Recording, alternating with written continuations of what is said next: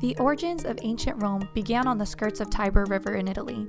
Its expansion across almost the whole of Europe labeled it as one of the largest and most powerful empires in recorded history. Thriving for almost 1,000 years, it is no wonder some of the most miraculous and impressive structures were erected during this time. Known for their engineering, government, science, culture, architecture, and the arts, ancient Rome receives much admiration and respect from those who study and analyze their achievements. Our focus here will be on the architecture of ancient Rome.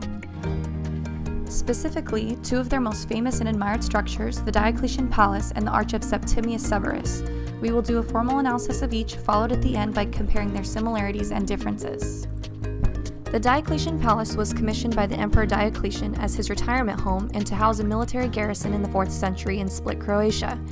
It is made mostly of white limestone extracted from nearby riverbeds and also includes bricks, marbles, and Egyptian granite. The rectangular floor plan measures 705 feet east to west, 573 feet north to west, and 85 feet tall. The ancient palace resembles more of a fortress than a palace after which it is named. The overall layout boasts of classic Roman bilateral symmetry. The iconic Corinthian columns are made of marble and granite and are equally spaced and located all around the interior. There are 16 towers that surround the perimeter, except for the south side, which originally served as the emperor's main entrance by sea before the water would recede years later. The palace includes north, east, west, and south gates, with two main roads through the palace creating 4 rectangular quadrants within the palace layout. According to the Croatian National Tourism Board, they stated that on the crossroad of the two main roads of the palace, the so-called peristyle is located. The peristyle is a rectangular open court decorated with colonnade and intended to become the heart of the palace where the most powerful Roman citizens were gathering. The white limestone of the palace creates an elegant and wealthy aesthetic. It is particularly entrancing when contrasted against the bright blue Croatian skies. The palace was decorated with numerous 3,500-year-old granite sphinxes originated from the site of Egyptian pharaoh Thutmose III. The palace is adorned with numerous arches, which is traditional for Roman architecture. The overall aesthetic of the palace uses simple lines, minimalism, height, and touches of small details to create a dignified and luxurious feel. The most elaborate designs can be found on the Corinthian-style columns, balconies, and the line work on the upper levels of the wall. Most recent upgrades include light fixtures, which in the evening illuminate the interior of the palace. The Arch of Septimius Severus was built for the Roman emperor in 203 AD as a triumphal arch. It commemorated the emperor's victory of the Parthians with the help of his sons Caracalla and Geta. It is located in Rome, Italy, and is made predominantly of white marble. The arch is an impressive size, standing at 23 meters high and 25 meters wide. The arch is a standalone structure with 3 arches, the middle being the largest and originally had been used for larger traffic, while the outer 2 arches were used only for foot traffic due to the stairs making it impossible to pull carts through. There are 8 composite columns, 4 on each side, and a staircase located on the inside of the monument which allows access to the roof.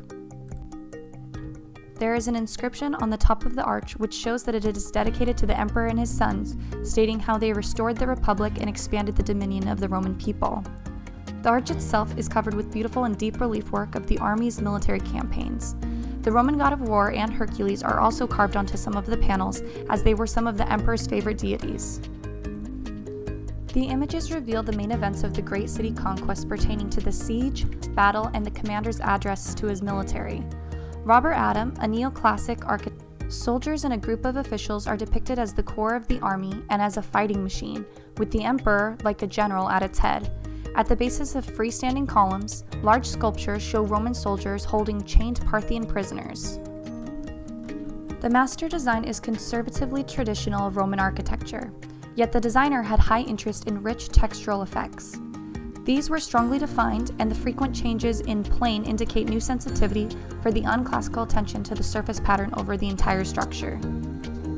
Comparing the similarities between these two ancient Roman structures, we see that they were both created for ancient Roman emperors, and each contain both the classical Roman arches and decorative columns. They are roughly the same height, the arch at 75 feet and the palace at 85 feet, and use steps both functionally and decoratively. Each monument is without color and allows the beauty of the natural marble to boast of its luxury. Over time, they both have undergone damages and reconstruction to restore some of their lost beauty, and to this day are popular tourist attractions. The differences between these structures lie in their details. Earlier, we stated that the Diocletian Palace used simplicity and minimalism to create an elegant and sophisticated design. The Arch of the Emperor, however, has many intricate relief sculptures depicting battle scenes, as well as text engraved into the arch itself. The purposes and functions of these structures also differ as well. The palace was used as a retirement home for the Emperor Diocletian and a home for his military garrison, while the arch is a triumphal monument used to proclaim and celebrate the victories of Emperor Severus. As we analyze these two incredible architectural feats and compared them, it goes without saying that the ancient Romans crafted the most beautiful and timeless structures. To this day, their design and layout inspires many artists to follow in the footsteps of the great artists and architects of the Roman Empire.